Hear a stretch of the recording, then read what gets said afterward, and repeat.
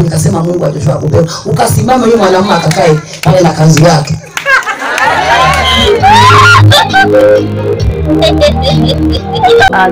Ruke ya zote mimi nimepata matatizo, nimesomewa imeshindikana. Endelee kuombea wagonjwa wote wapone kama Evangelist alivyopona. Amina, amina. Alinitendea muujiza mwanangu nikatoka hapa amepona. Ndilese mara mbili twayomba kaka zo karungi. Mpaka hapo napiga hatua, ndio maana kuna watu wanakutamani nyuma yako. Na sio kueleweka tu, wanashangiliwa. Bubera ndio kiboko nao, baba lao ya. Makofi kwako. Nyanyuka uende kule ukatafutera. Yashike sana, haya atakusaidia. Asante. Shalom mtu wa Mungu. Bwana Yesu asifiwe. Mtemi Buberwa nimeonekana tena kwenye skrini yako, nimeonekana tena kwenye simu yako, na sauti yangu inasikika tena kwenye redio yako. Nimekuwa nikitoa neno la kila siku ambao nalitoa kila siku asubuhi kwa lengo la kutaka kuwatia watu moyo ili waongezeke nguvu ya kuendelea kuendesha maisha yao binafsi. Mtemi Buberwa kama nilivyojitambulisha, niko hapa Muleba mjini. Kama ni mara yako ya kwanza kuplay video hii au kuniona kwenye runinga yako au kusikia sauti hii kwenye redio yako, huduma yetu iko hapa Muleba mjini.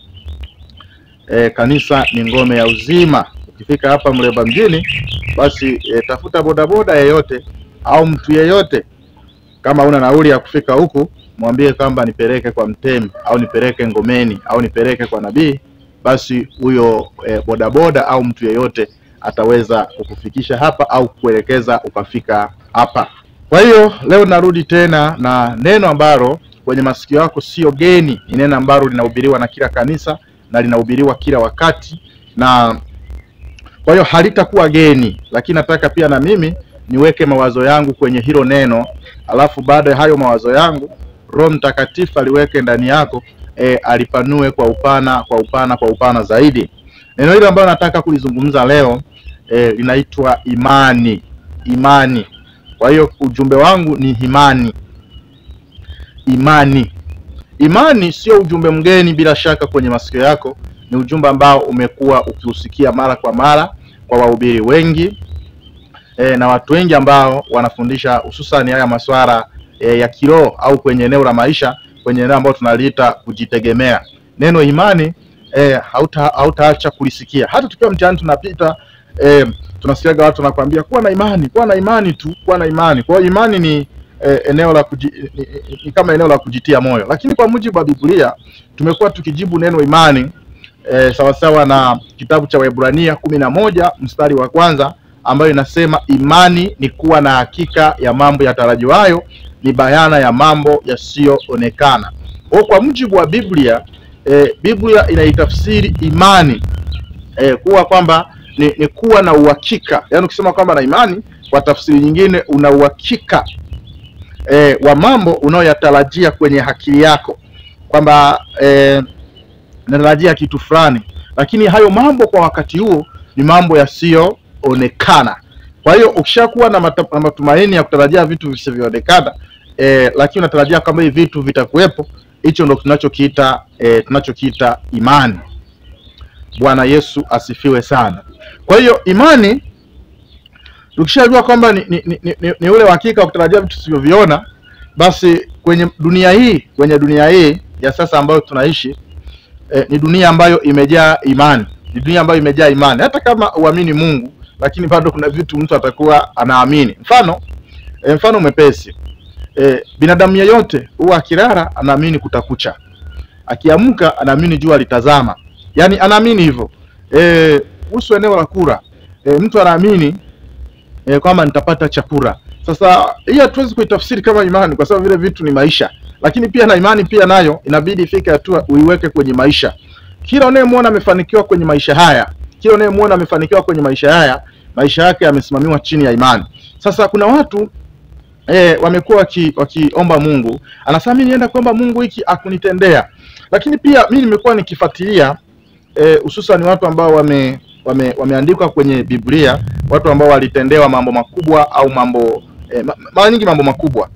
ukisoma hadithi zao zinaonyesha kwamba walikuwa ni watu ambao walikuwa na imani iliyopitiliza kuliko ambayo hata tulionayo sisi leo hii. Mfano, Yesu wakati yuko kwenye harakati zake za kuhubiri, za kuhudumia, alitokea mwanamke mmoja ambaye alikuwa ni mwanamke wa mataifa. Akaja anapiga kelele nyuma. Na hakuwa anapiga kelele, alikuwa anapaza sauti. Akawa anasema, "Yesu mwana wa Daudi nirehemu." Wanafunzi wake wanamwambia, "Acha kumsumbua mwalimu, unampigia kelele." Lakini yule mama akuacha, alikuwa anambia, "Nirehemu, msaidie binti yangu, anaendelea kupiga kelele." Baadaye ile mama alipambana akawa amemfikia Yesu. Aliyomfikia Yesu, Yesu alimwambia, "Siwezi kuchukua chakula cha mbwa nikawapatia watoto." Lile ni jibu ambalo lilikuwa linakatisha tamaa. Yaani kwenye hali ya kibinadamu ya kawaida, nadhani kwenye nyakati za sasa itokee kiongozi wa kidini akwambie neno kama hilo kwamba hawezi kuchukua chakula cha watoto akawapa mbwa. Mimi navyojua sisi kwa watu wa karne ya sasa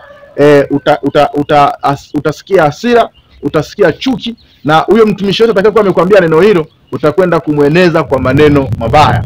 Lakini yule mama akajibu akasema, alijibu akasema, "Bwana, hata mbwa ula makombo ya bwana wake." Yesu akasema, "Sijaona imani kubwa kama hii." Akasema, "Basi na iwe sawa sawa na haja yako," na binti yake akapona saa ile ile. Kwa hiyo yule mama tunaona kwamba alipona kwa sababu ya imani yake. Lakini kuna mtu mwingine ambaye Biblia inamtaja, mtu ambaye alionyesha imani ya kipekee, yule mwanamke aliyetokwa na damu kipindi cha miaka 12. Nafikiri habari ziko Marko pale sura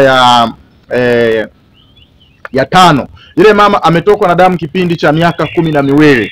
Kwa lugha nyingine nyepesi ambayo inaeleweka, manaka alikuwa na bleed. Sasa alivyoingia kwenye damu ile akutoka mara ya kwanza aliingia kama wanawake wanavyoingia, akutoka ikaenda akaingia mara alivyoingia ile mara ya kwanza akutoka na pia hivyo. Sasa baadaye akawa ameondoka kwenye mfumo ule wa wanawake wa kawaida ambao tunaujua, akaondoka kwenye mfumo wa wanawake ambao tunaujua, akawa ameingia sasa kwenye, ikawa limekuwa tatizo. Ukianza kusoma pale Biblia inasema hivi, "Na mwanamke mmoja anatoka damu kipindi cha miaka 12 na hamegharimiwa mali zake zote kusimfai hata kidogo." Ukisoma ile habari kwa haraka huwezi kuona mateso aliyokuwa nayo ile mama. Yule mama alikuwa na mateso. Siku moja wakati nakaa na tafakari yale mateso, niliona alikuwa na mateso kama matano. Ya kwanza alikuwa na tatizo hilo la damu ambao nafikiri kuja kusababisha mateso mengine, lakini tunapokuwa tunasoma haraka tunaona teso moja kwamba hilo alikuwa na tatizo la kutokwa na damu. Lakini Biblia inasema yule mama amepata hilo tatizo, alafu cha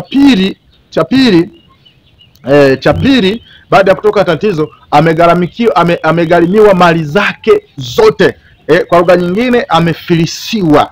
Amefilisiwa kwa sababu ya tatizo aliyokuwa nalo. Kwa tatizo la kwanza lilikuwa ni ugonjwa, lakini tatizo la pili tunaona ni la kupoteza mali. Tatizo la pili ni la kupoteza mali. Hiyo ndio kwa tatizo lake la pili.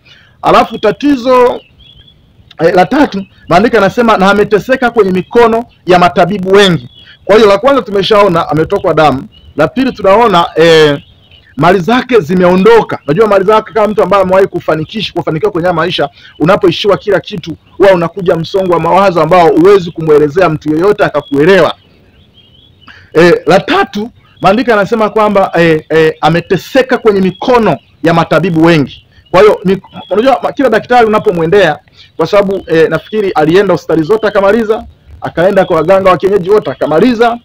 Sasa kila mtu anakuwa na masharti mengi. Kuna dawa zingine ni chungu, pia yenyewe ni sehemu ya mateso unapokuwa unaumwa. Lakini pia kuna mganga mwingine unaweza kaenda kwa waganga wetu hao ambao tunawatumia wajadi, akakwambia sasa ili kupona ugonjwa huu au shida hii kumalizika, basi anaweza kutoa masharti akaambia zunguka huu mji. Huu mji ukiuzunguka ukaumaliza, basi amini kwamba shida yako itafanyaje? Itaondoka. Pia hiyo ni sehemu ya mateso. Kwa kila mmoja anakuwa na masharti yake. Nafikiri kama wewe mtazamaji wangu umewahi kwenda kwa waganga, unazielewa changamoto ambazo ziko kwa waganga. Waganga wanakuwa na changamoto nyingi. Kwa hiyo la tatu ambalo tumeliona, ameteseka na mikono ya matabibu wengi.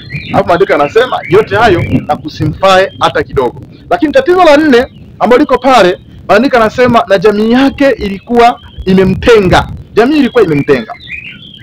Jamii ilikuwa imemtenga.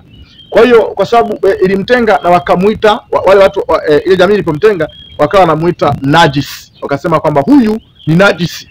Sasa hebu twende taratibu.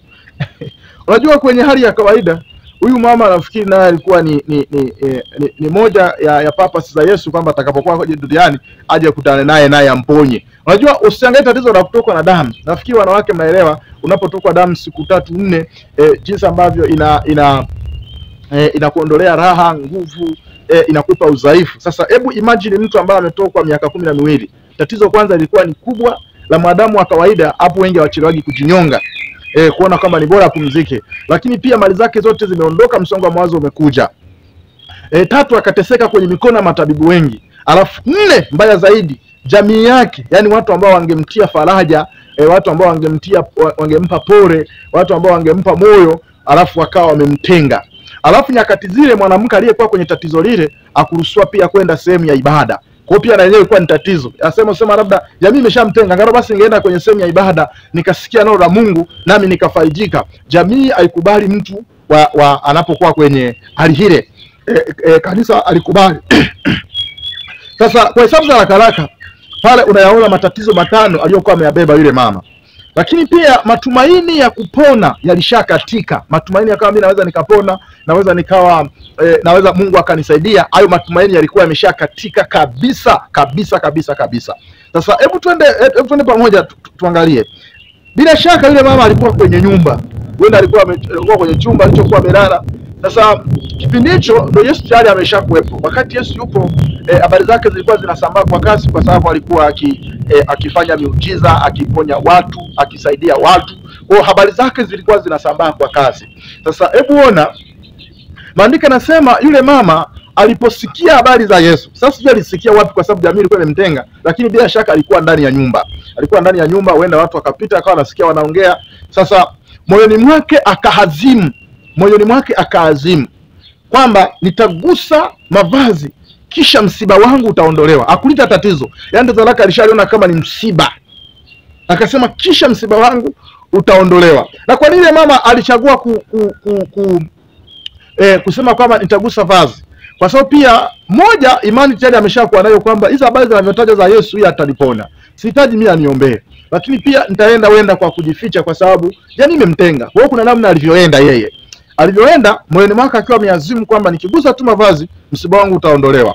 Akaenda anatembea akafika kwenye mkutano wa Yesu. Watu walikuwa wengi na Yesu alikuwa yuko anahudumia. Sasa sijui kwamba alimjuaje Yesu kwa sababu Yesu pia alikuwa na changamoto ya kufanana na wanafunzi wake. Ndio maana walimtumia Yuda ili awaonyeshe Yesu ni upi. Lakini bila shaka mimi najua yeye kwa sababu imani yake ilimwambia nikigusa tu mavazi msiba wangu utaondolewa. Nini kilitokea? Bila shaka alianza kugusa mavazi ya mitume ambao walikuwa wamemzunguka wenda akidhani Yesu, kwa sababu Yesu alipokuwa akishuhudia pale mitume wanakwepa mzunguka, na maandiko yanasema watu wengi walikuwa kimsonga Yesu, wanahitaji kumuona Yesu, kila mmoja anataka kumuelezea Yesu. Sasa yule mama yeye shaka aligusa, alipogusa akagusa Petro, akagusa nani, akamwambia sijapona. Kadri alivyoendelea kugusa, alipogusa tu vazi la Yesu, kwa sababu imani yake ilikuwa inamwambia nikigusa tu mavazi msiba wangu utaondolewa. Alipogusa Yesu akasikia ndani ile hali imeondoka, imekauka. Maandiko yanasema kwa sababu kwake ilikuwa ni kama chemchemi, yani muda wote ni damu isiyoisha. Nadhani ile mama hata madripu ya damu alikuwa anawekewa mara kwa mara. Yule msiba ukaondoka. Ilivyo sio ule msiba umeondoka, akawa ameogopa, akasogea nyuma. Yesu akageuka, akasema ni nani amenigusa? Wanafunzi wake akasema, Bwana, mbona hapa kila mtu anakugusa? Alafu nasema nani amekugusa? Unajua wanafunzi wanashangaa, kina Petro wale watu wake wa karibu. Nasema hapa kila mtu anakugusa. Yesu akasema hapana, kuna nguvu imenitoka. Na maana kwenye mwili wake Yesu alisikia mguso sio wa kawaida. Kwa hiyo kuna watu walikuwa wanamgusa akasema amemuona Yesu, kuna watu walikuwa wanamgusa ili aseme na mimi nimemgusa. Mfano tunaonaga wanapokuwa wamekuja wasanii kwenye mitaa yako, popote pale kwenye mtaa yako, aidha akatokea msanii mkubwa, akitokea watu wengi wanakuwa na shauku ya kutaka kumgusa. Wengine wakifanikiwa kabisa wanaombaga hata picha, lakini kupata picha inakuwa ni ngumu, mtu angawa hata amguse. Nafsi yake anajisikia vizuri kwa sababu alimgusa msanii. Anajisikia vizuri. Lakini pia hata viongozi wa kiserikali, tunapokuwa kwenye nyakati za siasa au viongozi au mawaziri rais na kadhalika na bunge, watu wanatamani kuwagusa, kutembea nao njiani, kuna namna wanajisikia furaha. Kwa hiyo kuna watu walikwenda kumgusa Yesu. hata pia kwa watumishi wa Mungu wanapokuwa kwenye mikutano, hususan hao watumishi wakubwa wakiwa kwenye mikutano ya Injili au wamekwenda kutoa huduma, watu wanasikia furaha sana wanapoguswa na wao, au wanaposogelea, au wanapopata nafasi nyingine ya kula nao chakula, inakuwa ni good news. Sasa yule mama wakati yuko kule, Yesu anasema kuna mtu amenigusa. Mitume wanasema, mwalimu, mbona hapa kila mtu anakugusa? Alafu anasema kuna mtu amenigusa. Bwana asifiwe. Anasema kuna mtu amenigusa. Yesu akasema kuna mtu amenigusa. Kuna mtu amenigusa kwa sababu nguvu zimenitoka. Wakati ile Yesu alipogeuka anashangaa, yule mama akajitokeza, akaanguka miguuni pake. Akasema, Bwana, ni mimi nimekugusa. Yesu afire mama akamuelezea jinsi alivyoteseka na alivyoumwa. Yesu akamwambia, binti, imani yako imekuponya, imani yako imekuponya, imani yako imekuokoa, imani yako imekuweka huru. Kwa hiyo ninapozungumza ujumbe wa neno imani, ninazungumza ujumbe mpana sana ambao hauhitaji masiara, hauhitaji mzaha. Ni ujumbe ambao sasa ninazungumza kitu kizito. Ukisoma Waebrania 10 mstari wa 6, Waebrania 11 mstari wa 6 inasema, kila amwendeaye Mungu haamini yupo, na uwapatia thawabu wale wote wamwitao au wamuombao. Kwa hiyo tunapomwendea Mungu, cha kwanza kwenye conscious mind yetu, kwenye ubongo wetu, kwenye fahamu zetu, inabidi tuamini kwamba kila anayemwendea Mungu, kila anayechukua hatua kwamba nimeamua kumfuata Mungu, cha kwanza kwenye akili yake awekeze kwamba huyo Mungu yupo. Akishamaliza kuwekeza kwamba Mungu yupo kwenye ubongo wake, kinakuja kitu cha pili, kwamba Mungu anawapatia thawabu. Thawabu ni nini? Thawabu ni tuzo au ujira au zawadi kwa lugha nyepesi ya ufanuzi. Kwa hiyo tuamini kwamba Mungu anawapatia tuzo, anawapatia ujira, anawapatia kile ambacho wanakihitaji. Moja, ameamini yupo. Cha pili, aamini kwamba huyo Mungu anawapatia thawabu wamwitao. Alafu akishawekeza imani hiyo, huyo Mungu yeye mwenyewe ameshasema kwamba si dhalimu. Ndio maana Yesu alisema, ni nani awezaye kumwomba aombe mkate apewe nyoka?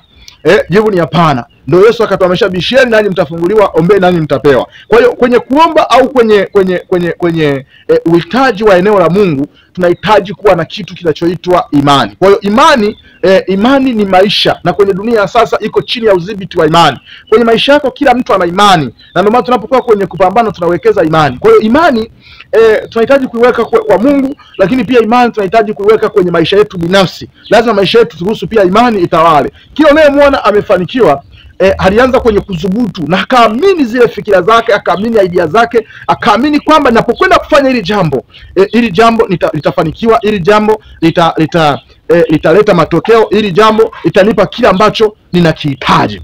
Kwa hiyo mtu wa Mungu, ninapozungumza mambo ya imani, nikisema nianze kushuhudia watu ambao waliamini na walichukua maamuzi magumu kwenye imani, tutaona kwamba mambo mengi yalitokea. Lakini pia hata sasa watu wengi ambao wanaamini kwamba wameamua kuwekeza imani zao kwenye fahamu zao, wakaamini kwenye fikira zao, mawazo yao, wengine wakaamini Mungu na nini. Unapoiwekeza imani, matokeo huwa yapo. Mfano, tunamuona mtu mmoja, ukisoma zile habari za Yesu na Petero, wakati walipokuwa Yesu anahubiri, akawa amewaambia wanafunzi wake kwamba wenyewe watangulie wamkute kule, atawakuta kule. Maandiko yanasema wale walipoanza safari, wakati wakiwa baharini, walikutana na zoruba. Acha ile zobure ya kwenda Dekapoli. Kuna zoruba, mitume wao walikuwa mitume kama mitume wao, wakakumbana na ile zoruba. Yesu ilipofika siku ya 4, Yesu akafahamu ya kwamba watu wako kwenye zoruba. Akawa amekuja anatembea juu ya maji. Alipokuja anatembea juu ya maji, kwa sababu walikuwa kwenye zoruba zito, walivyomuona wakaanza kuwa na mashaka, wakasema ni mzimu, wengine wanasema nini. Kila mtu alikuwa anaongea cha kwake.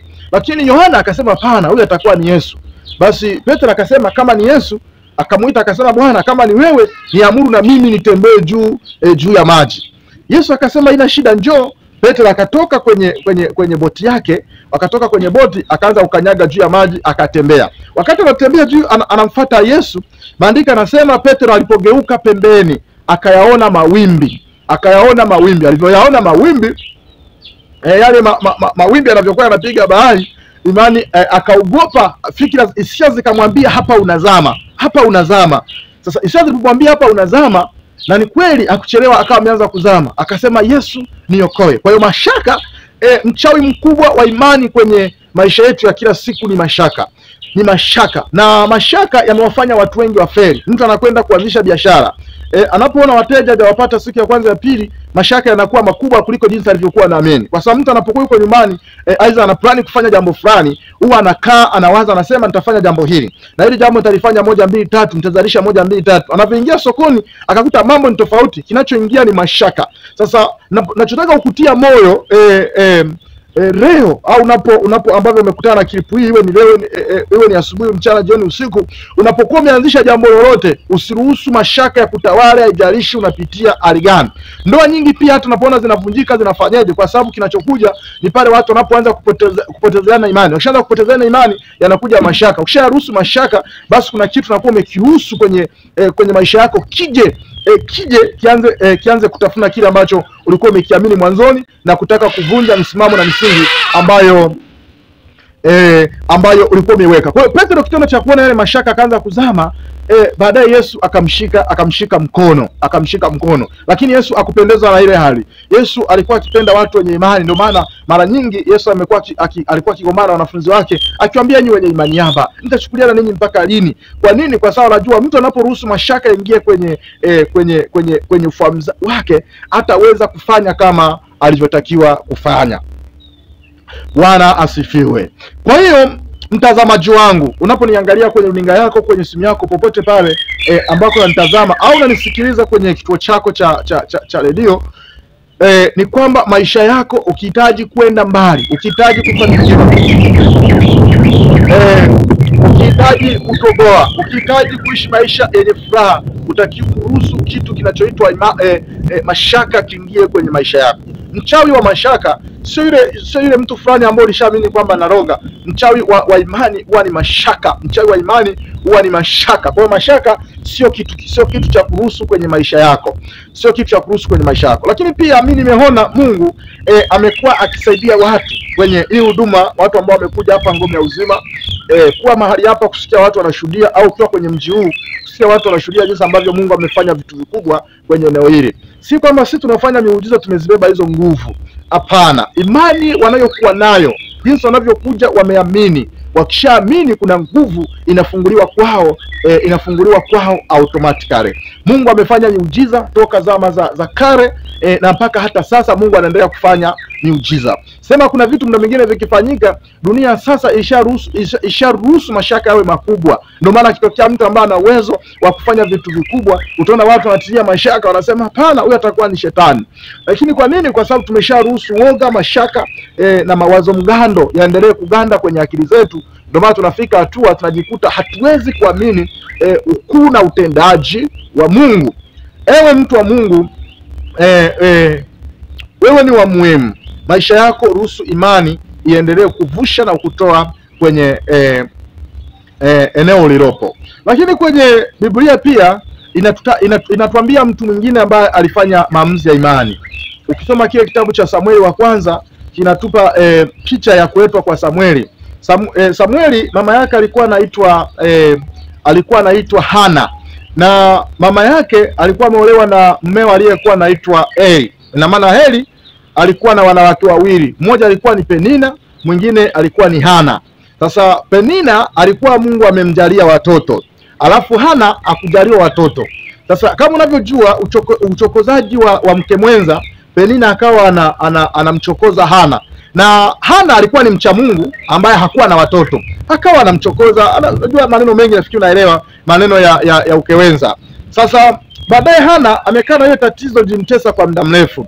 Maandiko yanasema akawa hali chakula, ijapokuwa mume wake alimpenda, akawa anamletea zawadi mara kwa mara, akiwa anamfanyia vitu vingi. Alimpenda yule mkewe, alimpenda sana, na zawadi yake alikuwa akimpa mara 10 zaidi ya wengine, zaidi ya mke wake mkubwa na zaidi ya watoto.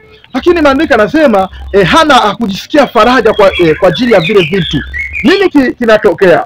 Siku moja Hana akaamua kufanya maamuzi magumu. Akasema leo sasa ninakwenda kufunga. Manake yale ilikuwa ni maamuzi magumu, kwamba leo nakwenda kufunga, ninakwenda kujiweka wakifu, ninakwenda kwa ajili ya Bwana, na ninaamini Mungu atanifanyia jambo kwenye maisha yangu. Akafunga safari kutoka kule kwao kwenda Yerusalemu. Ulikuwa ni umbali mrefu sana, alienda kule, akakaa kule, akaenda pale madhabahuni, akalia, akalia, akaomba. Wakati anaomba pale kwenye madhabahu alikuwepo kuhani anaitwa Eli. Mume wake alikuwa anaitwa Elikana. Pale alikuwa nimefupisha. Mume wake alikuwa anaitwa Elikana. Yule kuhani Eli akanamuona yule mama anaomba. Akamfikia pale, yule mchungaji akadhani labda huyu mama amelewa wakati akiwa anaomba pale madhabahuni. Akasema, wewe mama, utakaa kwenye ulevi, utakaa kwenye ulevi wako mpaka lini? Yule mama akasema, hapana, mimi sijalewa, mimi ni mwanamke mwenye uchungu rohoni. Basi kuhani Eli akamwambia, Mungu akupatie sawa sawa na haja ya moyo wako. Kwa hiyo mama wakati anaomba pala akamweka na nadhiri, akasema, Mungu ikiwa ataliangalia teso langu na kunipa mtoto wa kiume, huyo mtoto nitampa hayo Bwana nini na nini. Yule mama alivyotoka pale madhabahuni, maandiko yanasema kile kilichokuwa kinamtesa kwamba sina mtoto, sina nini, ukawa na msongo wa mawazo na nini, maandiko yanasema kikawa kimeondoka kwenye moyo wake. Kwa kilivyoondoka kwenye moyo wake, akawa amejisikia amani. Na mojawapo unapokuwa naomba Mungu, ukiomba ukasikia amani moyoni, hiyo huwa ni dalili moja kuu ya kwamba maombi yako yamepokelewa na Mungu. Akarudi nyumbani. Hivyo nyumbani, maandiko yanasema wakati ulipowadia, yule mama akabeba mimba. Alibeba mimba, akamzaa mtoto, ndio hiyo Samueli akampeleka baada ya miaka kadhaa ambayo alikuwa ameisema, alimbeba akampeleka aende kuishi kanisani, kwa sababu alisema nitamtoa sadaka. Sasa Samueli amekuwa ni moja ya manabii waliokuwa wanaheshimiwa na Mungu. Biblia imeandika, nafikiri ndani ya Yeremia inasema hata angelisimama Samueli na Musa, nisingesikia maombi ya watu hawa. Inaonyesha kiwango gani ambacho Samueli alikuwa ni mmoja ya mtu mwenye heshima kubwa kwa Mungu, aliyependwa na mtu wa samani. Sasa kuna vitu vingine unaweza kuwa tunaviomba au tunavitafuta kwa Mungu hatujavipata, kwa sababu Mungu ameliweka kusudi. Mungu anapenda kufanya vitu kwa nyakati na majira. Ndio kuna nyakati na majira, kwamba nyakati fulani kitu fulani kitokee. Lakini kwa sababu sisi wewe ndo mwingine huwa tuelewi kusudio la Mungu, tunaanza kulalamika, tunaona Mungu ametuchelewesha na nini. Hapo ninaongea na mtu ambaye wenda ameomba muda mrefu lakini hajapata matokeo, au ameweka matumaini yake kwa Mungu muda mrefu lakini kama vile haoni kinachoendelea. Unapoona mambo yanachelewa, pia elewa kwamba kwa Mungu kuna kusudio lako kwa Mungu. Kikubwa uombe wakishe mpaka amani ya moyo imetokea juu ya kitu ambacho kilikuwa kinakutesa. Kwa hiyo Hana tumbo lake alikuwa na mtoto kwa miaka mingi na akawa amepitia mateso mengi, lakini siku alipoamua kufanya maamuzi magumu ya imani na kuweka nadhiri, maandiko yanasema ile hali ya ukaa na waza mtoto iliondoka. Kwa tafsiri nyingine, Mungu akawa ameweka nguvu, ameshaiona imani yake kwamba huyu mtu sasa ameamua, na panapo majira nitampatia mtoto. Kwa hiyo mtu wa Mungu, mimi narudi pale kwenye msingi wa kwamba tuendelee kuamini na kuwekeza imani. Imani huwa haimtupi mtu yote mwenye imani kwenye dunia hii. Mimi naogopa mtu mmoja tu, mtu ambaye ananipaga mashaka, mtu mwenye imani, mtu anayeomba akiwa na imani. Huyo mtu namuogopa sana, kwa sababu mtu anayeomba na kuamini, mtu ambaye ana kwenye ubongo wake anaamini kitu ambacho akioni kwa macho, huyo mtu ni wa kuogopa sana, huyo mtu ni wa kuheshimika sana, huyo mtu ni wa kipekee sana. Kwa hiyo tuendelee kuwekeza imani, imani isiyo na mashaka kwa Mungu. Majibu yapo, kwa Mungu majibu yapo. Hakuna aliyewahi kumwendea Mungu akabaki kama alivyo. Daudi anasema, nalikuwa kijana na sasa ni mzee, sijawahi kuona mwenye haki akiwa ameachwa au anaomba mkate barabarani. Kwa hiyo kikubwa kwenye eneo la maisha yetu ni kuendelea kuwekeza imani. Ninajua kwenye maisha ya sasa yawezekana unapitia mengi. Kuna muda tunapitia mambo, inafika hatua unajihisi labda dunia yote imekuacha, umebaki mwenyewe. Lakini sio muda wa kupoteza matumaini yako. Usiwahi poteza matumaini yako. Ukipoteza matumaini yako, unamfanya Mungu akasirike, na utukufu wa Mungu, hata ile neema iliyokuwepo ikiwa inakuhifadhi huwa inaondoka. Mfano, wakati wana wa Israeli wanatoka Misri, wakati wakiwa jangwani, walipofika jangwani, wakati wanatoka Misri, Mungu amewaahidi, ninawatoa kwenye nchi ya utumwa inawapeleka kwenye nchi ya hadi, nchi ya Kanani, nchi ya mema, nchi ya kula na kushiba, nchi ya kustarehe, nchi yenye maziwa na asali. Wakati wameanza safari kule walitoka kwa shida sana. Kama ni msomaji wa Biblia utakuwa unaelewa mengi alitokea mpaka ukombozi unatokea kwa watoa kule. Wakati wamefika jangwani, wakati wakiwa jangwani, Musa alikaa na wale wazee wake, wakasema inabidi tuchague vijana watu wenye nguvu wa zile kabila ambazo tulizonazo 12, tuwatoe watu wawili waende wakaipeleleze nchi ya ile nchi ambayo tunaiendea Kanani, kwa sababu nafikiri kwa jana Israeli waende kwenye ile nchi ya Kanani wakaipeleleze, wakaangalie ni inafananaje. Je, vitu ambavyo tunaahidiwa vimo? Basi wakachukua watu, walipochukua watu wakaenda. Walipofika kule wakaipeleza ile nchi, wakafika kule wakaiangalia nchi. Kweli maziwa waliyakuta, zabibu walizikuta, asali walizikuta. Kwa hiyo kuna vitu walivikuta kabisa, walivikuta. Lakini kwenye kuvikuta wakakuta na watu pia, walikuwa watu ni Wanefili. Wanefili zamani walikuwa ni watu warefu, wanene, na Biblia waita mara nyingi majitu. Najua kwenye historia ya mwanadamu kuna binadamu wamewahi kuwepo. Kadiri mtu anavyoendelea kuwepo ni kama vile binadamu tunaendelea sio kupungua idadi, kupungua mwili nadhani. Kwa sababu zamani walikuwepo majitu. Hata kama wewe ni mtu mzima kidogo, wafupi walikuwa sio wengi miaka iliyopita nyuma. Ni kama wafupi wafupi walikuwa wengi. Miaka nyuma walikuwepo mijitu, mibaba iliyokuwa ina nguvu. Sasa miaka ya nyuma zaidi tunapozungumza hizo eneo la historia la nyuma kabisa huko, yalikuwepo majitu. Sasa walikuwepo Wanefili, wale walikuwa ni majitu yanatisha.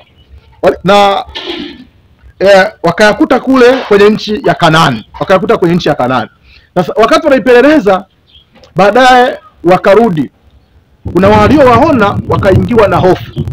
Wakarudi, walivyorudi Maandiko nasema wakaleta habari mbaya zaidi kwamba kweli nchi ambayo tumeiendea, wakaupasha mkutano kwamba nchi ambayo tumeiendea ni nchi nzuri, lakini mle kuna majitu. Ni heri tungelikufa Misri au ni heri tungelikufa jangwani. Maandiko nasema watu walilia, watu waliomboleza, watu wakalia mno. Wakati wanalia wameomboleza, maandiko nasema na utukufu wa Bwana uliokuwa umewahifadhi ukaondoka. Kwa nini umeondoka? Kwa sababu kitendo cha kulia maana yake mashaka yamekuwa makubwa, wakaanza na kumnungunikia Musa. Wanasema ni heri tungelikufa huko Misri. Ni heri tungelikufa huko jangwani. Wakalia na kuomboleza, kilio kilikuwa kikubwa. Wakati wanalia, baadaye wakatokea watu wawili, na wenyewe walikuwa miongoni wale ambao walikuwa wamekwenda kwenye ile mission ya kwenda kuipeleza nchi. Wakaja mtu mmoja anaitwa Joshua na mwingine anaitwa Caleb. Walipofika pale wakawatuliza watu, wakasema msilie wala msimwasi Bwana. Sasa watu wakaanza kutega masikio kuwasikiliza. Wakasema ikiwa Bwana anatufurahia, sikia kauli za Joshua na Caleb, kauli tuzite kauli za shujaa.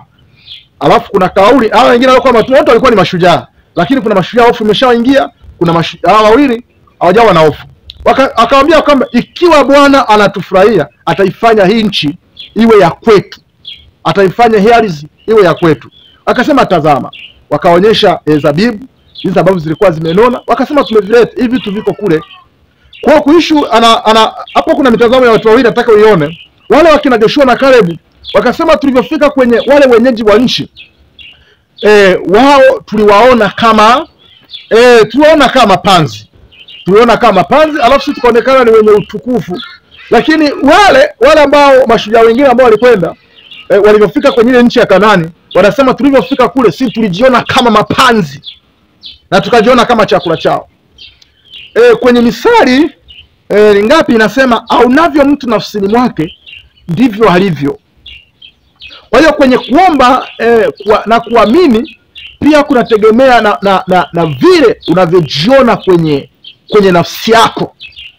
Sasa hawa ambao waliingiwa na hofu walivyoangalia wale Wanefili wakajiona kama panzi. Lakini Joshua na Caleb walivyoangalia waliwaona wao ni kama chakula chao. Yaani wale Wanefili kwenye ubongo wa Joshua na Caleb waliona kwamba watu ni kama chakula chetu. Hawakuogopa hata kidogo. Sasa waliposikia ile habari, mkutano ukafarijika tena. Mkutano ukaamuru walioleta habari mbaya wapigwe mawe mpaka wafe, ili dhambi iondolewe. Wakawapiga mawe mpaka wakafa. Walivyokufa, Biblia inasema utukufu wa Bwana, utukufu wa Mungu ukaonekana tena. Utukufu wa Mungu ukaonekana tena. Utukufu wa Mungu ukaonekana tena. Utukufu wa Mungu ukaonekana tena. Kwa hiyo moja ya kitu ambacho huyu Mungu anakichukia ni mashaka, ni wasiwasi, ni hofu, ni fikira potofu, ni imani haba. Hili lishike, au navyo mtu nafsini mwake ndivyo alivyo. Kwa hiyo utukufu wa Mungu kaonekana tena. Baada ya hapo harakati za kwenda kuingia Misri, kuingia Kanaani zikafuata, na hatimaye tunaona kwa mkono wa Joshua waliweza kuingia Misri, waliweza kuingia Kanaani, na maisha yakaendelea, wakastarehe katika nchi ambayo Mungu alikuwa amewaahidi. Kwa hiyo mtu wa Mungu unayenitazama, ninakuombea Mungu akujaze moyo wa imani. Usikate tamaa, usife moyo, usichoke, usivunjike imani. Ninakupenda katika Bwana. Naitwa Mtemi Buberwa, niko hapa Muleba mjini, ngomeni ya uzima. Endelea kusema pamoja nasi, endelea kutufuatilia vipindi vyetu. Unaweza kaingia pale kwenye mtandao wa YouTube, tunatumia account yetu iko pale, Buberwa TV online. Lakini pia unaweza kaja kwenye mitandao yote ya kijamii iliyobakia, huko tunatumia Mtemi Buberwa. Lakini ukisearch Buberwa TV au Mtemi Buberwa, popote pale utaweza kupata maudhui yetu na utaweza kujifunza pamoja nasi. Ninakupenda mtu wa Mungu, endelea kusoma pamoja nasi. Naomba nishukuru Mungu kwa ajili ya neno la Mungu. Baba mtakatifu, ninakushukuru, nasema asante kwa ajili ya siku nyingine, siku ambayo tumekujalia siku ya leo. Kwenye wakati na muda, ninamleta mtazamaji wangu huyu ambaye anatazama video hii au akisikiliza maneno haya. Mungu kapate kumbarikia, ukapate kumfungulia, ukapate kumzidishia heri na baraka. Ninatamka neema kwa ajili yake, natamka ulinzi kwa ajili yake, natamka kibali kwa ajili yake. Endelea kuonekania shida ambayo ameibeba kwa muda mrefu. Mungu kamjaze moyo wa imani, na hiyo shida ikapate kuondolewa. Asante Bwana, katika jina la Yesu. Amen.